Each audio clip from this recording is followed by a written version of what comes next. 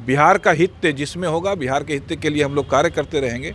और रहा सवाल नीतीश कुमार जी के प्रति, तो हमारा ये नेतृत्व मानता है कि नीतीश कुमार जी की जो कार्यप्रणाली है, जो कार्यशैली है, जो जिन तरीके से वो कार्य कर रहे हैं वो बिहार के हित में नहीं आएंगे। ये चाहे जो कर ले, ये चाहे अनाप शनाप बयानबाजी करके एक दूसरे को महागठबंधन में नीचा दिखाकर जो जनता के हित के कार्य को ये हाशिए पर रख दिए हैं, लेकिन चूंकि भारतीय जनता पार्टी और हमारे नेता एक सशक्त विपक्ष के रूप में काम कर रहे हैं, इसलिए जनता के मुद्दे को गौण नहीं किया जा सकेगा भारतीय जनता पार्टी। नमस्कार, आप न्यूज़ फाउंडेशन देख रहे हैं, मैं हूं आपके साथ वंदना। एक तरफ महागठबंधन की सरकार में रार दिख रही है, तो दूसरी तरफ जो है जातीय समीकरण को साधने के लिए बड़े पैमाने पर कार्यक्रम का आयोजन किया गया है। हाल के दिनों में देखा जाए तो जदयू की तरफ से जो है महाराणा प्रताप की जयंती मनाई गई और अब इसके बाद शौर्य सम्मान समारोह जो है वो मनाया जाने वाला है। हालांकि इसके बीच जातीय जनगणना जो है बिहार में हो रही है, तो क्या जदयू इसके तहत जातियों को साधने की कोशिश तो नहीं कर रही है? हमारे साथ बात करने के लिए हैं बीजेपी प्रवक्ता और पूर्व विधायक मनोज कुमार जी, और इनसे बात करेंगे कि जिस तरह से नीतीश कुमार जातियों को साधने के लिए बड़ा खेल खेल रहे हैं, कैसे देख रहे हैं? देखिए, ये कोई बड़ी बात नहीं है। बिहार के राजनीति में कई वर्षों से इस तरह के आयोजन होते रहे हैं और विभिन्न दल के लोग अपने अपने दलों के बैनर के तले अपने नेताओं के बीच में इस तरह का आयोजन करते हैं। उसी कड़ी में महाराणा प्रताप की ये जो जयंती मना रहे हैं, तो अच्छी बात है। महापुरुषों को तो याद किया ही जाना चाहिए। मैं नहीं समझता हूँ कि किसी पार्टी को इससे कोई आपत्ति है। लेकिन जिस तरह से लोहिया और कर्पूरी ठाकुर जयंती जो मना रहे हैं, आप लोग भी मना रहे हैं, तो एक बीच बिहार में जातीय जनगणना भी चल रहा है, तो किसी जाति को कहीं साधने की तो कोशिश नहीं की जा रही है, क्योंकि अब दूसरे दल क्या कर रहे हैं उससे हम लोगों को कोई खास लेना देना नहीं है।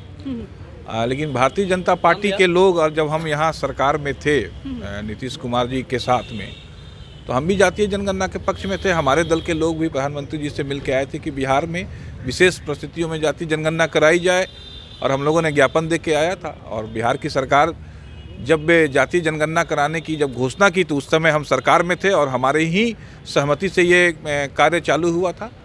अच्छी बात है। अगर इससे बिहार का विकास की गति को बढ़ावा मिलता है तो भारतीय जनता पार्टी तो इसके पक्ष में है ही। लेकिन जिस तरह से आप लोग के सुर अचानक से बदले, इसमें भी कुछ डाउट हो रहा है, लग रहा है बिहार में कुछ खिचड़ी पक रहा है क्या? नहीं, ऐसा नहीं है। भारतीय जनता पार्टी रुख अपनाए हुए थे नीतीश कुमार के खिलाफ, अब इधर आप लोग सॉफ्ट हो गए। नहीं, बिल्कुल नहीं, बिल्कुल नहीं। बिहार के हित के लिए न हम में अनावश्यक रूप से सॉफ्ट होंगे और न हम अनावश्यक रूप से तेवर दिखाएंगे। बिहार का हित जिसमें होगा, बिहार के हित के लिए हम लोग कार्य करते रहेंगे। और रहा सवाल नीतीश कुमार जी के प्रति, तो हमारा ये नेतृत्व मानता है कि नीतीश कुमार जी की जो कार्यप्रणाली है, जो कार्यशैली है, जो जिन तरीके से वो कार्य कर रहे हैं वो बिहार के हित में नहीं है। लेकिन गठबंधन को लेकर के कई तरह के चर्चाएं हो रही है। कहा जा रहा है कि बिहार में महागठबंधन की सरकार टूट सकती है और एक बार फिर से नीतीश कुमार और बीजेपी एक साथ आ सकते हैं। ये गठबंधन हो या चाहे हमारे नेतागण से ठगबंधन कहते हैं, इनको मुबारक हो। ये आपस में टूट फूट जोड़ तोड़ करते रहें, एक दूसरे को नीचा दिखाते रहें, एक दूसरे का कह सकते हैं कि आप पैर खींचते रहें। भारतीय जनता पार्टी को कोई असर नहीं पड़ता है, लेकिन भारतीय जनता पार्टी इतना अवश्य मानती है कि हम जनता के बीच में जाएंगे, उनके मुद्दों को लेकर जाएंगे और एक ऐसी विपक्ष की भूमिका निभाएंगे कि ये चाहे जो कर ले, ये चाहे अनाप शनाप बयानबाजी करके एक दूसरे को महागठबंधन में नीचा दिखाकर जो जनता के हित के कार्य को ये हाशिए पर रख दिए हैं, लेकिन चूंकि भारतीय जनता पार्टी और हमारे नेता एक सशक्त विपक्ष के रूप में काम कर रहे हैं, इसलिए जनता के मुद्दे को गौण नहीं किया जा सकेगा। भारतीय जनता पार्टी उसे उठाते रहेगी। लेकिन जिस तरह से बिहार सरकार में मंत्री प्रोफेसर चंद्रशेखर बयान दिए, उसके बाद जदयू के राष्ट्रीय महासचिव गुलाम रसूल बलिया भी बयान दे रहे हैं, आखिर किनके इशारों पर ये बयान दे रहे हैं? मैंने कहा ना कि जब ये जनादेश का अपमान करके नीतीश कुमार जी और तेजस्वी यादव जी ने मिलकर सरकार बनाई थी, तो इन लोगों ने कई वादे किए थे 2020 के चुनाव में, और 2022 में जब इन्होंने सरकार बनाकर जनता को बरगलाने का काम किया तो कई वादे इन्होंने दोहराए थे।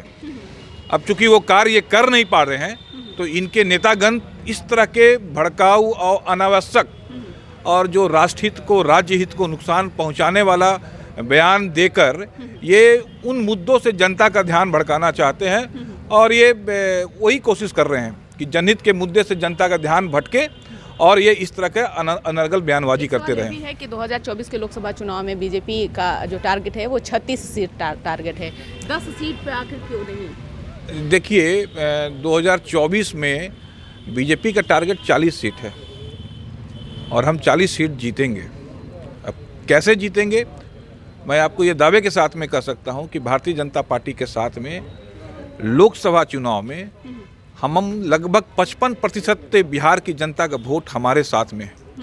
इसलिए कहीं से मुझे कोई शंका नहीं होनी चाहिए, आप लोग को भी कोई संदेह नहीं होनी चाहिए।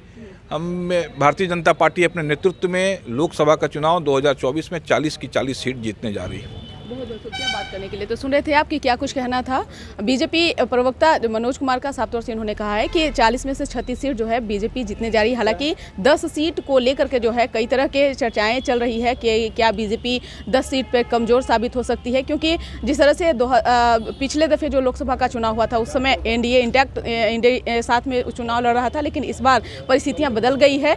आगे देखने वाली विषय होगी कि किस तरह से चुनाव 2024 का जो लोकसभा चुनाव होना है उसकी तैयारी बीजेपी के तरफ से जो है अभी से शुरू हो गई है। तो दूसरी तरफ महागठबंधन भी जो है मात देने के लिए तमाम हथकंडे जो है वो अपनाने में लगा हुआ है। इस पर बस इतना ही। बने रहिए न्यूज़ फाउंडेशन के साथ। तब तक के हमारे चैनल को सब्सक्राइब नहीं किया तो कर लीजिए। धन्यवाद।